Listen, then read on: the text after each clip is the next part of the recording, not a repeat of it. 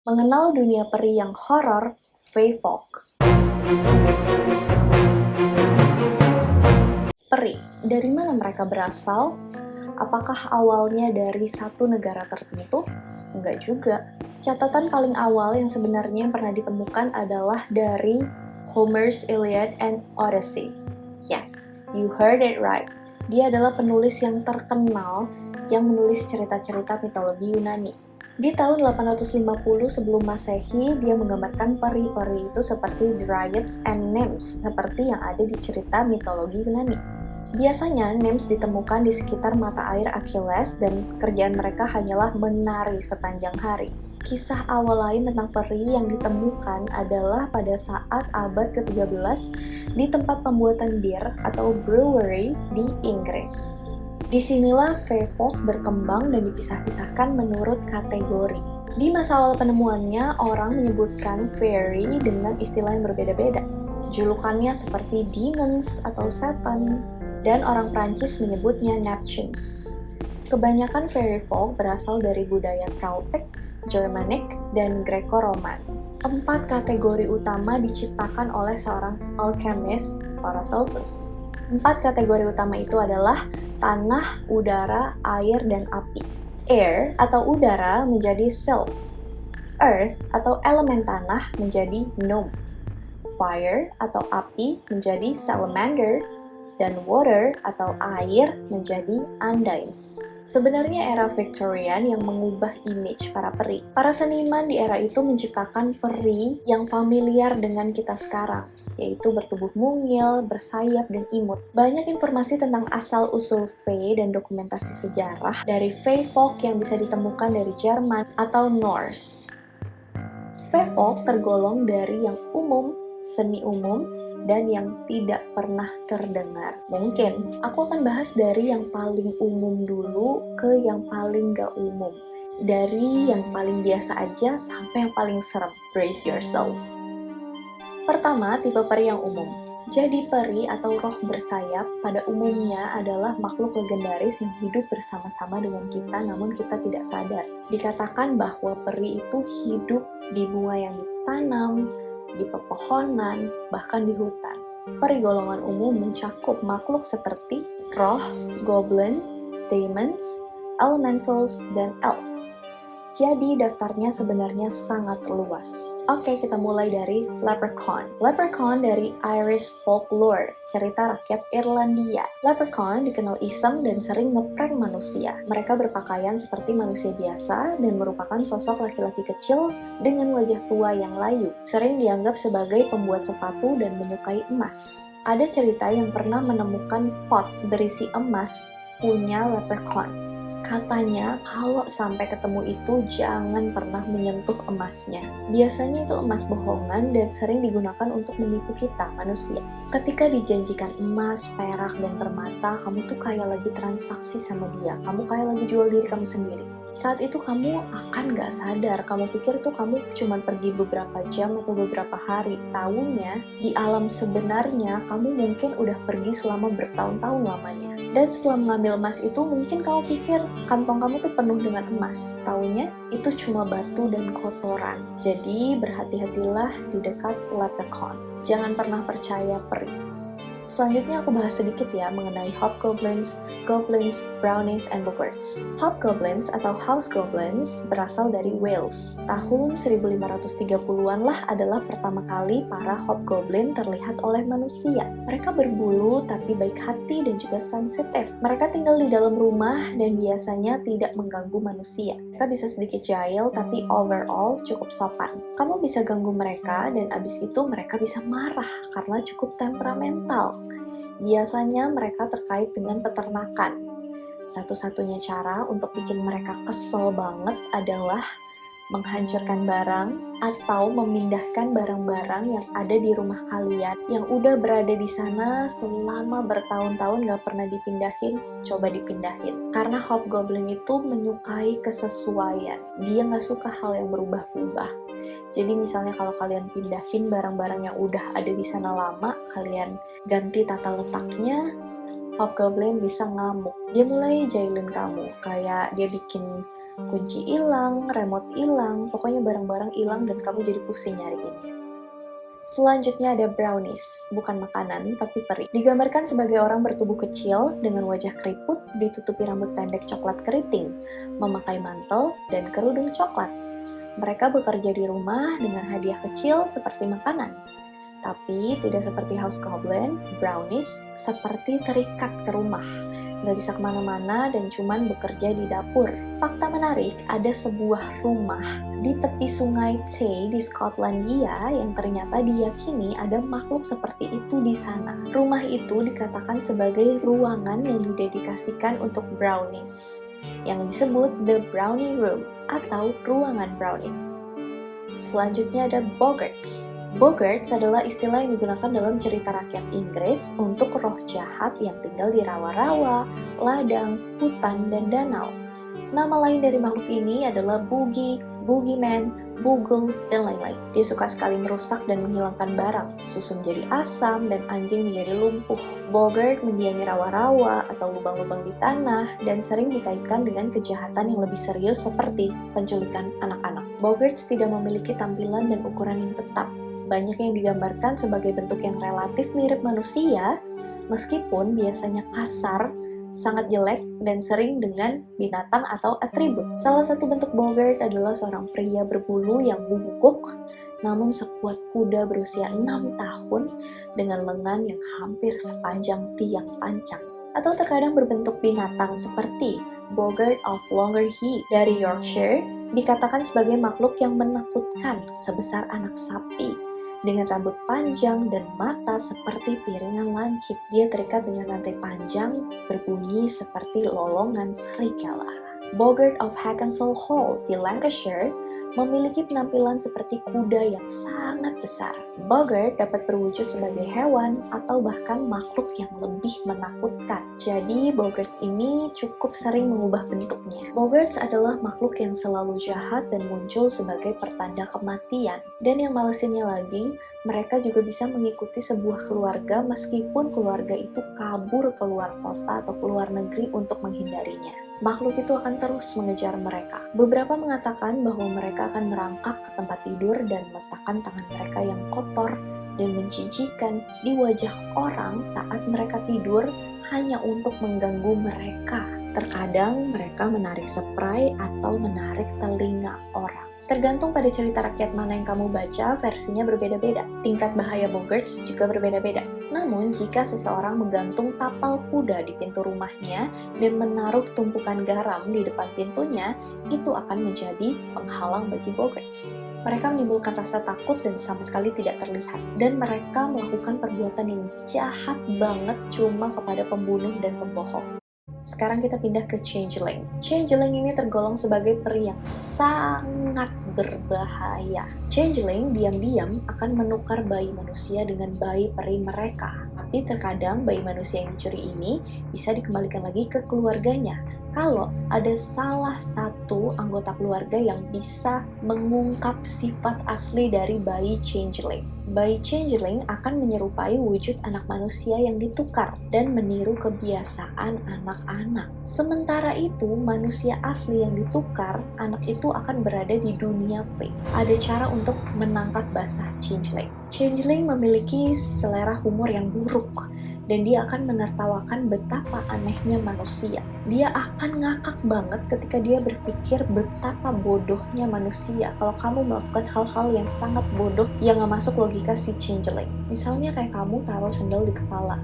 Bayi changeling akan ketawa histeris dan dia bahkan bakal nanya langsung ke kamu, kenapa kamu ngelakuin itu, bego banget sih gitu. Tapi mungkin balita normal pada umumnya bisa kayak gitu juga. Yang membedakan adalah selama histeris ini, changeling akan berdiri dan meninggalkan ruangan atau melempar barang dan berteriak dalam bahasa lain yang kamu gak ngerti. Selain itu, bayi peri ini juga sakit-sakitan. Jadi orang itu akan merasa ada yang aneh pada anaknya dan kenapa bayinya bertingkah aneh. Salah satu cara yang paling ekstrem adalah melemparkan bayi changeling ke dalam api. Tapi ini sangat-sangat tidak disarankan, please jangan. Karena kalau dia bukan changeling, nanti bayinya kebakar dong. Kan kasihan, please jangan. Tapi misalkan nih, itu benar bayi changeling dan kamu lempar ke dalam api, dia akan memanjat cerobong asap dan pergi. Menurut beberapa folklore, ternyata bayi manusia yang diculik itu ternyata berada di tempat yang indah yang diiringi dengan musik dan sangat bahagia. Yang bahaya adalah ketika anak manusia itu makan makanan yang ada di sana atau ketika mereka berada cukup lama di sana, mereka akan menjadi bagian dari dunia Fae dan mereka perlahan-lahan akan berubah menjadi changeling. Makhluk Fae berikutnya berasal dari Celtic folklore, Puka. Mereka dianggap membawa nasib baik dan buruk bagi kita. Mereka bisa membantu atau mengganggu. Puka bisa berwarna gelap atau berwarna putih. Mereka juga dikatakan memiliki perubahan bentuk yang bisa menyerupai kuda, kambing, kucing, anjing, dan kelinci. Terkadang bahkan terlihat seperti satyr. Mereka mungkin juga bisa berbentuk seperti manusia, namun tetap memiliki sifat binatang. Dalam cerita rakyat Irlandia, mereka dianggap shapeshifter atau makhluk yang sering berubah bentuk, bersifat jahil namun kejam, bahkan bisa mematikan. Puka tidak bisa masuk rumah manusia. Kalau misalnya kalian tahu cerita tentang vampir yang nggak bisa masuk, tapi bisa masuk kalau kalian undang masuk ke rumah, kalau kalian invite, vampir itu bisa masuk. Kalau Puka mau di-invite, mau enggak, dia tetap nggak bisa masuk ke rumah. Versi Welsh dari Puka disebut Bukas. Namun di versi Welsh agak beda, mereka adalah penculik terkenal yang membobol rumah manusia. Selanjutnya ada Dullahan. Kamu mungkin pernah menonton film tentang Dullahan namun gak sadar. Dullahan adalah kusir hantu tanpa kepala yang mengendarai kereta kuda hitam. Di dalamnya ada peti mati, jadi kereta itu disebut kereta kematian. Dullahan biasanya ditemani oleh Banshee yang meraung-raung seolah-olah itu adalah saatnya pemakaman. Terkadang Banshee ini juga tanpa kepala. Dalam tradisi lain, Dullahan tidak menaiki kereta, melainkan menunggang kuda tanpa kepala. Jika seseorang membuka pintu ketika dia mendengar suara kereta kuda yang kencang, itu adalah tanda kematian bagi orang itu. Dullahan bisa menebas kepala orang itu sesuka hati. Orang-orang yang gak sengaja melihatnya lewat bisa jadi buta karena cambuknya. Menurut cerita rakyat di versi negara lain, suara cambukan itu sendiri merupakan pertanda kematian. Kisah pemonggalan kepala serupa juga ada dalam puisi Inggris abad pertengahan, Sir Gawain dan Ksatria Hijau. Banshee. Aslinya dalam bahasa Irlandia, makhluk Banshee berarti wanita peri atau fairy mound. Kata fairy mound mengacu pada alam dunia lain yang dalam bahasa Irlandia disebut sebagai sea atau sidhi. Banshee adalah roh wanita yang jeritannya merupakan pertanda kematian bagi orang yang mendengarnya. Banshee ini terikat pada seseorang atau keluarga, seperti peri pembantu. Dia meramalkan waktu kematian seseorang. Banshee tidak menyebabkan kematian seseorang dengan kekuatan atau kutukannya. Jadi, teriakannya adalah pertanda untuk memberitahu kamu bahwa kematian kamu sudah dekat, atau kematian keluarga atau orang yang dicintai sudah dekat. Beberapa versi menyebutkan Banshees ini dibarengi dengan Dullahan pada situasi tertentu, seperti yang tadi udah aku bilang. Ada sebuah laporan pada tahun 1807 bahwa dua pengawas di Taman St. James melihat Banshee tanpa kepala dan mereka ketakutan sampai meninggal. Menarik bahwa sebenarnya ini adalah kejadian nyata. Fae berikutnya adalah Beannight. Beannight adalah nama Gaelic Skotlandia untuk wanita tukang cuci, women washer. Wanita pencuci atau women washer ini dapat ditemukan di hampir setiap budaya Celtic. Beannight ini sebenarnya adalah Banshee versi Irlandia, sosok hantu wanita. Dalam tradisi Gaelic Skotlandia, Beannight adalah pertanda kematian. Beannight adalah seorang wanita yang meninggal saat melahirkan. Dia dideskripsikan sebagai seorang wanita berpakaian hijau, tapi bisa dikenali dari kakinya yang berselaput. Ketika terlihat oleh seseorang, itu adalah pertanda kematian. Mereka akan ditemukan di sungai atau danau mencuci pakaian penuh dengan darah. Darah itu adalah darah orang-orang yang akan mati. Jadi, jika kamu melihat seseorang wanita sedang mencuci pakaian di sungai, pastikan aja pakaian tersebut bukan yang lagi kamu pakai. Ternyata lebih baik seseorang melihat Beannight terlebih dahulu sebelum Beannight melihat orang itu. Ada kemungkinan bagi seseorang untuk lolos dari Beannight jika mereka cukup berani untuk mengambil payudaranya Beannight dan menyedotnya. What? Jika melakukan hal itu, orang tersebut akan dilindungi karena mereka menjadi anak angkat dari Bin Knight. Wanita pencuci sebelumnya dalam tradisi Irlandia dan Welsh adalah Dewi Morgan. Dalam mitologi Irlandia, Dagda, seorang dewa Irlandia, bertemu dengan seorang wanita yang sedang mencuci di sungai. Wanita ini cantik. Dagda tidur dengannya dan dia menawarkan untuk membantu Dagda dalam pertempuran yang akan datang. Di sini dia meramalkan kekalahan Fomorians. Morgan mewakili kedaulatan Irlandia. Supaya Irlandia bisa mengalami kejayaan dan kesuburan kemakmuran, seorang raja harus bersetubuh dengan Dewi Kedaulatan. Dagda harus tidur dengan Morgan setiap tahun pada malam Samhain. Bisa dicari di Wedded to the Land in Celtic World. Oke, itu adalah jenis-jenis Fae yang sangat-sangat berbahaya dan horor pastinya. Dan sekarang aku akan bahas Fae folklore di beberapa negara yang mengklasifikasikan peri. Nah, rakyat Irlandia, orang Irlandia tampaknya agak asing dengan budaya perperian, perhantuan, sampai datangnya Anglo-Norman. Mereka tidak mengenal demonologi sampai diberlakukannya Katolik Roma. Sampai saat itu, hukum supranatural mereka adalah seputar peri atau fairies. Irlandia mengelompokkan peri dalam 3 kelompok yang berbeda. Yang pertama adalah malaikat yang jatuh yang tidak mengikuti setan ke neraka, tetapi memilih untuk tinggal di bumi. Yang kedua, menjelaskan bahwa mereka adalah orang mati yang tidak cukup baik untuk naik ke surga, namun tidak cukup jahat untuk dibuang ke neraka. Jadi mereka tinggal di dunia untuk menciptakan kembali kehidupan mereka. Yang terakhir adalah peri sebagai anak Hawa. Hawa menyembunyikan anak-anak ini dari Tuhan karena malu akan betapa jeleknya mereka. Sebagai hukuman, Tuhan mengutuk dia, mengatakan bahwa anak-anak ini yang Hawa coba sembunyikan darinya akan tetap tersembunyi dari seluruh umat manusia. Itu menurut kepercayaan Irish folklore. Cerita rakyat Skotlandia membagi peri ke dalam 2 kelompok yang berbeda. Kategori yang pertama adalah Sillycord, yaitu peri yang baik tapi masih berbahaya jika diprovokasi. Dan Unsillycord, yaitu peri yang sangat-sangat berbahaya dan jahat yang tidak bisa didekati bagaimanapun caranya. Meskipun mungkin Sillycord adalah peri yang masih berkelakuan baik, terkadang suka ngerjain manusia, mereka tidak berbahaya jika dibandingkan dengan Unsillycord. Unsillycord benar-benar enjoy melukai manusia sebagai hiburan. Unsillycord tidak akan pernah menguntungkan bagi manusia selamanya. Jadi jika kamu ketemu mereka, lari.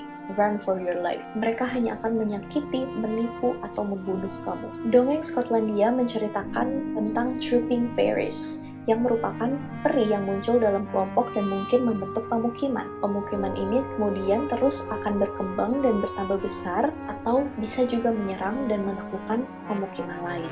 Istilah Fae dalam cerita rakyat Jerman digunakan untuk makhluk-makhluk seperti kurcaci atau elf.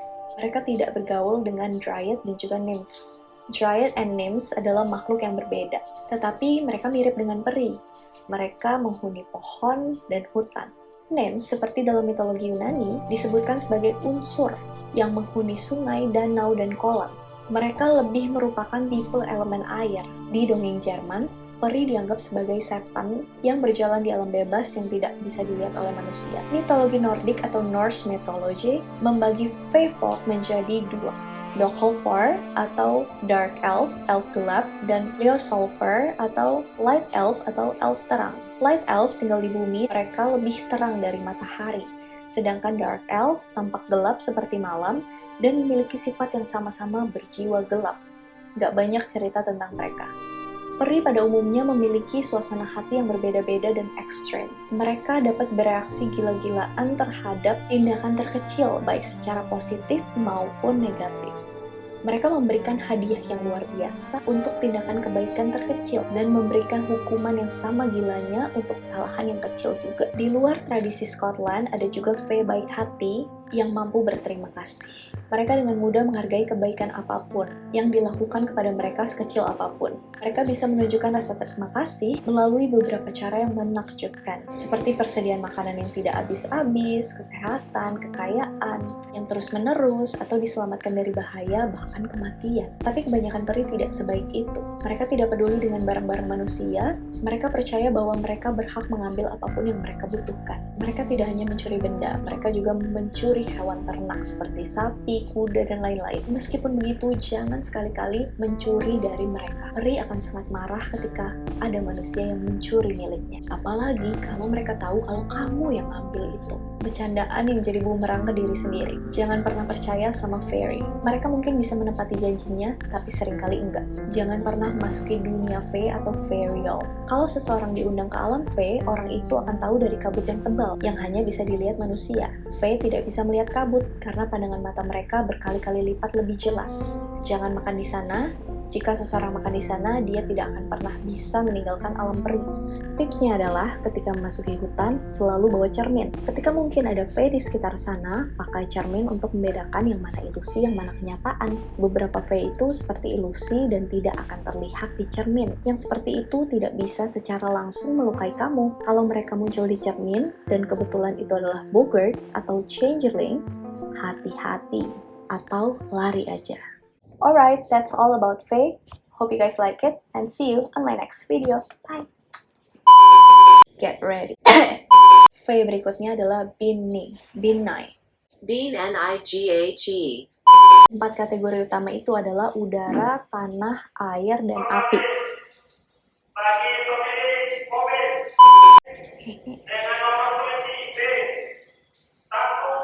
Tomorrow.